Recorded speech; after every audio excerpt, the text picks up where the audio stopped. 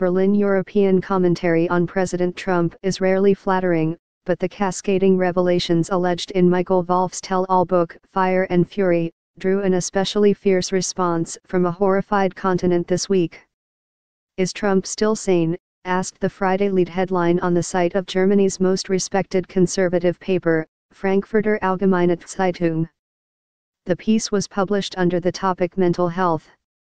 Meanwhile, British readers woke up to the Times of London's main front page headline that also wondered about the president's stability, Trump's mental health questioned by top aide.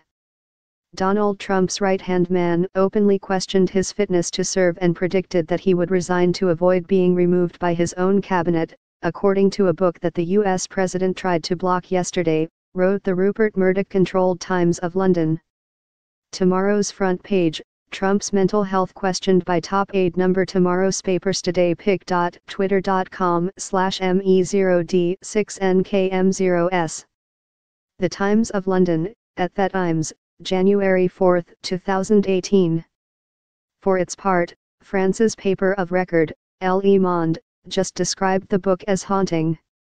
Trump has never been too popular in Western Europe, with approval ratings in many countries hovering in the single or lower double digits. But even though disagreement with Trump has almost become the norm here, some of Friday's public responses to Wolff's book still appeared unprecedented.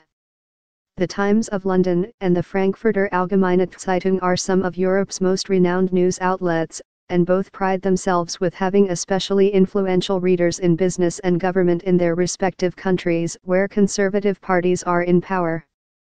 More so than in the United States, European papers frequently mix traditional reporting and editorials on front pages, often helping to sway public opinion, and by extension governmental strategy, as well.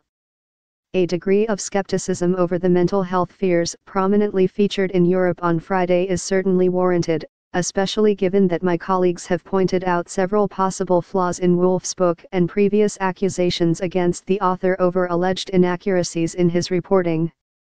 Trump himself has pushed back hard against the book, describing it as full of lies, misrepresentations, and sources that don't exist. His legal team has also threatened libel charges against Wolff, his publisher, and Trump's former chief strategist, Stephen K. Bannon, whose no-holds-barred remarks are prominently featured in the book. On Saturday morning, Trump took to Twitter to respond to questions raised over his mental health, and boasted about being really smart and a very stable genius. Now that Russian collusion, after 1 year of intense study, has proven to be a total hoax on the American public, the Democrats and their lapdogs, the fake news mainstream media, are taking out the old Ronald Reagan playbook and screaming mental stability and intelligence. Donald J. Trump, at @RealDonaldTrump, January 6, 2018. Actually, throughout my life, my two greatest assets have been mental stability and being, really smart.